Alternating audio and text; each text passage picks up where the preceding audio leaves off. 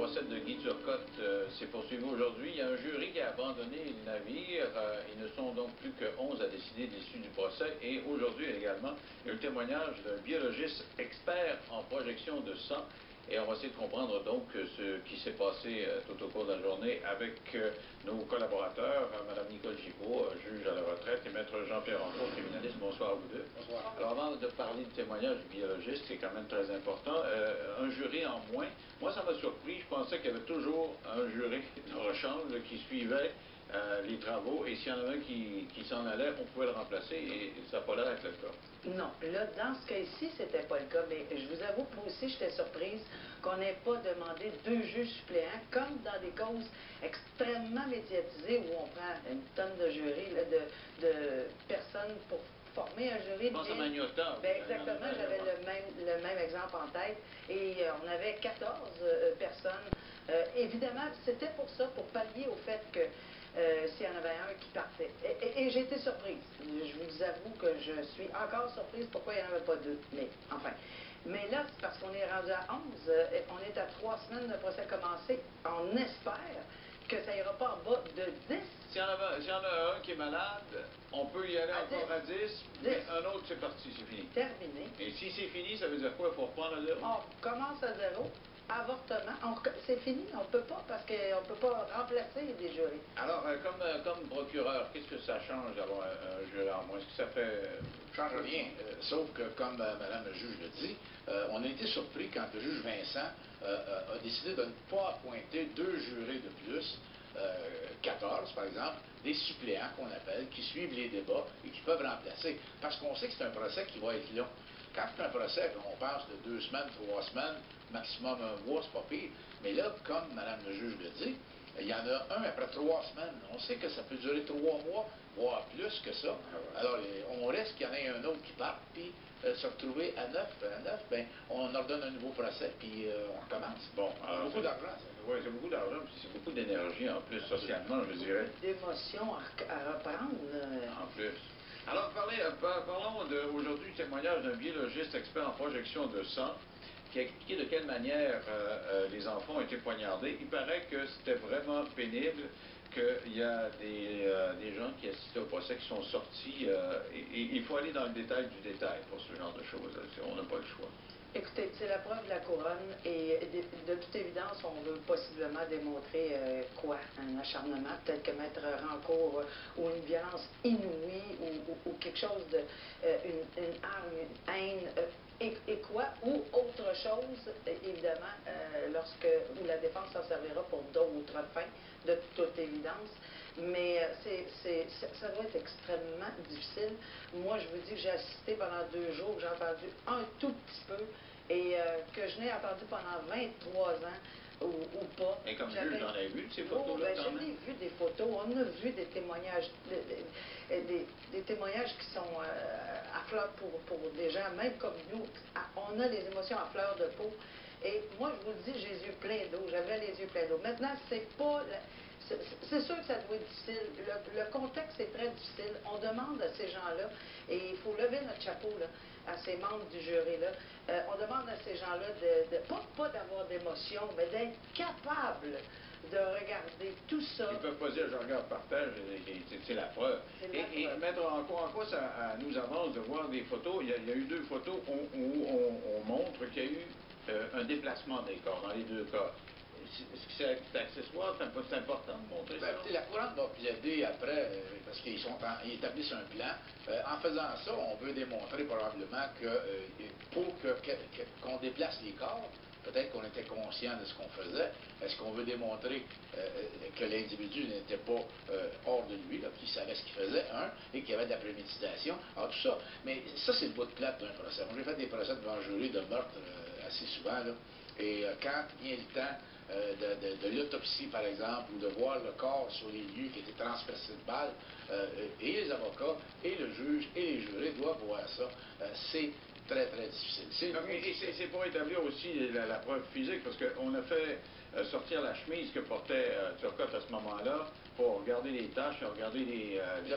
pour savoir de quelle main il aurait pu poignarder, on dit que ce serait la droite. C'est important, ce genre de choses-là? C'est important, mais vous savez, on a admis le geste, hein, et on a passé par tout ça. C'est pour ça que je pose la question, comme s'il y a eu admission, qu'est-ce que ça donne d'aller dans le détail du détail? C'est simplement parce que la couronne veut pouvoir plaider, voici, il a agi de telle façon, donc s'il a agi de telle façon, probablement qu'il était conscient de ce qu'il faisait. C'est la seule chose que je vois. Et est-ce que le juge peut arrêter à un moment donné cette démonstration-là où il dit non, vous allez où vous voulez à cet égard-là? Ah non, le juge ne peut pas arrêter le déroulement de la preuve. Il ne peut pas dire c'est assez...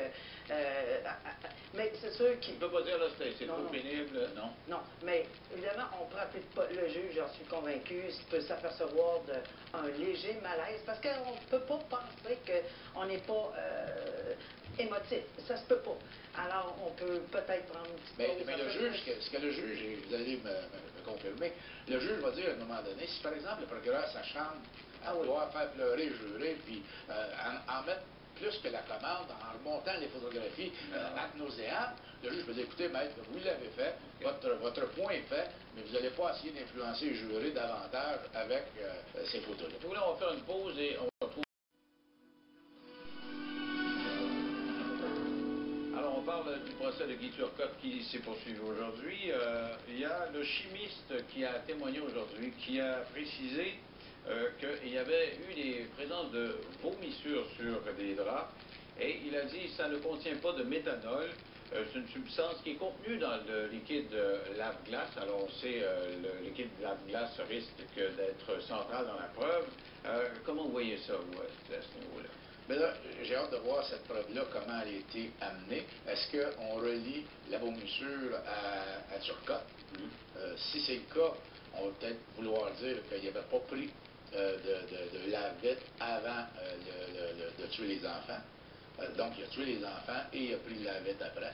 Alors, ça change, parce que si c'est ça, ben, il y a peut-être une défense à ce moment-là. Donc, c'est un aspect technique qui devient fondamental à ce moment-là. Donc, on risque d'entendre parler de ça au cours des oui, on va en entendre parler parce que tous les éléments vont être extrêmement importants, comme Maître Rancourt dit, pour placer la table pour la couronne, autant que pour la défense présentement. De toute façon, tout faut que ça soit dit là, avec les experts. Ils n'ont pas le choix là, présentement. Donc, les experts qui vont défiler vont analyser le détail du détail. On va revoir ces photos-là du côté du jury encore régulièrement. Est-ce qu'on risque d'amener d'autres photos qui vont faire en sorte que d'autres personnes vont se lever, vont sortir encore? Est-ce que ça risque d'être encore éprouvant pour ceux qui sont là? Mais moi, je pense que Maître Rancourt a touché un très bon point tantôt. Lorsque ça va faire... ça va être assez, là.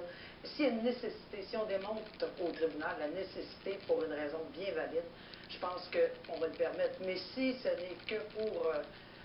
rebrasser les émotions. Sensationnalisme. Sensationnalisme, non. Comme on a dit, l'acte a été admis. Alors, si on veut amener une photo ou un expert qui vient dire voici les projections de sang, c'est comme ça, c'est parce qu'on a un but. Hein? On veut essayer d'inférer une façon d'agir de l'accusé, et ça, c'est pertinent. Mais simplement amener ça pour influencer les jurés dans leur verdict, on ne peut pas, et le juge va arrêter ça. OK, donc il y a eu un expert, justement, aujourd'hui, sur la projection du sang, qui a analysé les traces et capable d'inférer la façon dont ça a pu se passer. On disait tantôt qu'il aurait déplacé le corps, etc. On n'aura pas 50 spécialistes qui vont venir un après l'autre là-dessus? Moi, je me pose la question, peut-être mettre en cours le pathologiste, est-ce qu'on va devoir absolument montrer les photos? Parce que ça va... Si on met en preuve, on va sûrement tenter de mettre en preuve, là, pas tenter, mais faire la preuve de la pathologie avec un pathologiste, là, à moins qu'il y ait l'autopsie. Est-ce qu'il faut absolument... Moi, je ne crois pas qu'on va aller jusque-là, mais c'est toujours dans la mesure du... Moi, je pense qu'on va y aller. On va pouvoir déposer le rapport d'autopsie. On va voir qu'un pathologiste explique ses conclusions. Évidemment, ça va être un peu fastidieux. Si on parle de 40 coups de couteau, il va falloir qu'ils expliquent un après l'autre. Tout ça dans la preuve, le but de démontrer que parce qu'on le sait que c'est violent, qu'on aille dans le détail, c'est ce que je comprends pas. On va démontrer quoi, là? Ça a été violent, ils sont morts d'une façon violente. On va décortiquer quoi? Parce que l'argument, c'est de savoir, lui, il admet ça. Alors, est-ce que j'étais là ou j'étais pas là? Est-ce que ça a rapport, la façon de... D'un côté de la couronne, on peut dire, écoutez, s'il a donné 40 coups, c'est parce qu'il savait ce qu'il faisait, parce que... Et du côté de la défense, on va dire, ben, écoutez, 40 coups, vous voyez bien que le gars, peut-être...